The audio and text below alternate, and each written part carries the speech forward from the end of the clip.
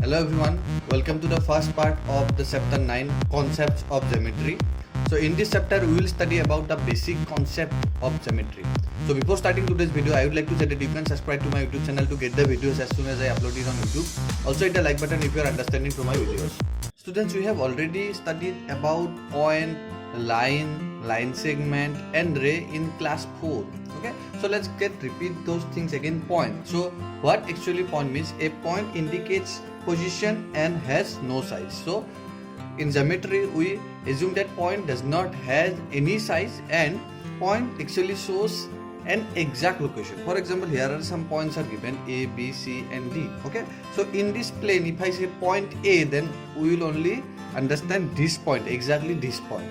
Okay, similarly point B means exactly this point. So point is actually showing us an exact location. Points are usually denoted with capital letters like A, B, C, D and all. Now let's remind about line. So what is a line? Line is a collection of points. Okay, so suppose this is a point. Okay, so again if I give again one point there, again one point, again one point, and if like this, if I giving so much points, okay, then ऐसे सब points मिलके एक line form हो जाएगा. ठीक है, and line का definition क्या था? Line is a collection of points which goes endlessly in both the direction in a straight path. तो ये देखो, स्ट्रेट पाथ में अगर पॉइंट्स को कलेक्ट कर दिया जाए तो एक लाइन फॉर्म होगा और ये लाइन एंडलेसली दोनों डायरेक्शन में इंक्रीज किया जा सकता है. इसलिए लाइन के बोथ साइड में दो एरो मार्क्स दिया जाता है. इन दो एरो मार्क्स का मतलब है इसे हम लोग इस साइड में भी इंक्रीज कर सकते हैं और इस साइड में भी इंक्रीज कर सकते हैं. That means a line does not have a fix length. So दोनों, अगर हम दोनों डायरेक्शन में दो पॉइंट्स ले, point A and point B, तो हम लोग कह सकते हैं कि this A B is a line. और इसे लिखा जाता है ऐसे ए बी एंड ये सिंबल दिया जाता है ऊपर लाइन का symbol. That means we will understand that A B is a line. Okay, next line segment. नाम से ही पता चल जाता है लाइन का एक सेगमेंट. इस लाइन से अगर एक सेगमेंट में काट के ले आओ, एक पार्ट ले आओ, तो उसे लाइन सेगमेंट बोलेंगे. सपोज इस लाइन का ही एक पार्ट था ये line segment P Q.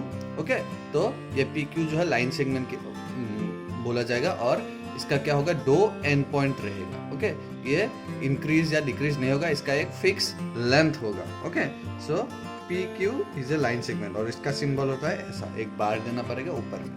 Understand? Then रे. जैसे कि टॉर्च लाइट या फिर लेजर लाइट से रे निकलता है, जिसमें क्या होता है, एक तो स्टार्टिंग पॉइंट होता है और एक तरफ जो है रे निकल जाता है और उसका कहीं एंड नहीं होता. तो इसी तरह ज्योमेट्री में भी ray has a starting point and there is no end point. तो एक डायरेक्शन में वो इंक्रीज हो सकता है, इस डायरेक्शन में नहीं हो सकता है. तो यहाँ पे एक्स वाई जो है एक रे है और रे का सिंबल ऐसा है, एक्स वाई रे सिंबल. ओके, ये अगर हम लोग कहीं ऐसा देखें एक्स वाई के ऊपर ये वाला सिंबल दिया हुआ है तो हम लोग समझ लेंगे कि एक रे को डिनोट किया जा रहा है वहाँ. Now let's understand about angles. When two rays or line segments meet at a common point, they form an angle. तो अगर दो लाइन सेगमेंट या फिर दो रे एक कॉमन एंड पॉइंट में क्या हो जाए, मीट करे, तो एक एंगल फॉर्म होता है. जैसे कि यहाँ पे देखो, OA and OB are two rays, okay, which both has a common point O. दोनों का O एक कॉमन पॉइंट है और इस कॉमन पॉइंट में दोनों मीट कर रहा है यहाँ पे. ठीक है, तो यहाँ पे देखो एक एंगल फॉर्म हो गया है, ये वाला एंगल, ये जो अंदर वाला एंगल फॉर्म हो गया है. ठीक है, तो इसमें हम लोग क्या कहेंगे, इन दोनों रेस को हम लोग बोलेंगे arm of this angle. Okay, और जिस पॉइंट में ये इंटरसेक्ट करता है, जिस पॉइंट पे ये मीट करता है, इसे हम लोग कहते हैं वर्टेक्स. ओके, सो यहाँ पे दिया हुआ है OA and OB form the angle. The rays meet at a common point O, which is called vertex. OA and OB are called arms of the angle. इस एंगल का हम लोग तीन तरीके से लिख सकते हैं. कैसे लिख सकते हैं? एंगल AOB, या फिर उल्टा करके भी कह सकते हैं एंगल BOA, या फिर सिर्फ एंगल O भी कहेंगे तो भी हम कह सकते हैं. ठीक है, लेकिन ऐसे लिखना एंगल AOB और BOA is more convenient, it more specific. Okay, so यहाँ पे एक बात समझ लो, AOB ही लिखा गया है, हम लोग ये नहीं लिख सकते, ABO नहीं लिख सकते. ठीक है, क्योंकि जो मिडिल वाला लेटर होगा वो हमारा वर्टेक्स होना पड़ेगा. ठीक है, ये वर्टेक्स जो है ये बीच में होना पड़ेगा और बाकी आर्म्स का दो पॉइंट बाकी दो साइड में रहेगा, तभी ये कंप्लीट इस एंगल को हम लोग समझेंगे. Understand? Now let's move to concept sec 9a. Here in one number we have fill in the blanks. तो number A देखो, a point indicates dash but has no size. तो क्या होगा, ये पोजीशन होगा, ठीक है. B number, a line segment has dash end points. तो line segment का 2 end points होता है, तो 2 लिख दो यहाँ पे. a ray has dash end point. ray का कितना होता है, 1 होता है. Similarly D number, A line has dash and point. Line का तो कोई एंड पॉइंट होता ही नहीं, सो नो लिख दो या फिर 0 एंड पॉइंट भी लिख सकते हो. E number, when two rays meet at a common end point they form an angle. F number, two arms of an angle meet at the vertex of the angle.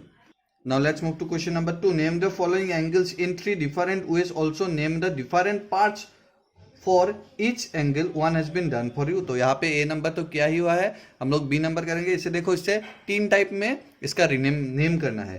तो क्या होगा, angle DEF एक हो गया. फिर दूसरा होगा कितना, उल्टा करके लिखते हैं, एंगल FED. तो एंगल सिंबल लिखते वक्त समझ लेना ये बात. तो देखो ध्यान से, ये वाला सिंबल ऐसा होगा, ठीक है.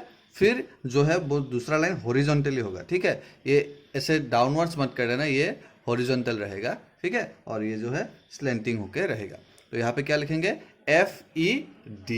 ओके, तो FED. और लास्ट में हम लोग क्या लिख सकते हैं, एंगल F भी लिख सकते हैं इसे. ओके, यहाँ पे वर्टेक्स कौन सा है, यहाँ पे वर्टेक्स है E, है ना. और आर्म्स क्या क्या है, देखो यहाँ पे आर्म्स है ED, रे है, ठीक है. तो रे सिंबल. और दूसरा है कितना, EF. Okay, so similarly I think you can solve C number. So this is homework for you. Now let's move to question number 3. Name the angle shaded in pink in the given diagram. Also name the vertex and the arms of the angle. तो यहाँ पे देखो, ये diagram यहाँ पे दिया हुआ है, ठीक है. यहाँ पे जो पिंक वाला एंगल है, ये वाला एंगल, तो ये वाला एंगल कौन सा है, ये सिर्फ ये वाला एंगल को इंडिकेट कर रहा है, बाकी एंगल्स को इंडिकेट नहीं कर रहा है, ठीक है. तो हमें इस एंगल का नाम लिखना है, ठीक है. यहाँ पे देखो, यहाँ पे जो हम लोगों ने सीखा था 3 टाइप्स का, यहाँ पे जो थर्ड वाला टाइप है, ये लिखने से अगर मैं इसको सिर्फ एंगल O लिखूँ तो हम कुछ भी नहीं समझ पाएंगे, क्योंकि यहाँ पे O के साथ बहुत सारा एंगल्स क्या है, बहुत सारा एंगल्स फॉर्म हो रहा है, ठीक है. तो हमें स्पेसिफिकली इसी पिंक वाले एंगल को मेंशन करना पड़ेगा. तो हमें सिर्फ लिखना पड़ेगा एंगल DOC या फिर एंगल COD, तभी हम इस पिंक वाले पार्ट को समझ लेंगे, ठीक है. तो लिखो एंगल DOC, फिर वर्टेक्स होगा O एंड आर्म्स क्या होगा, OD ray and OC ray. So we have completed concept sec 9A. Read the definitions whatever you have read today and clear your concept regarding geometry.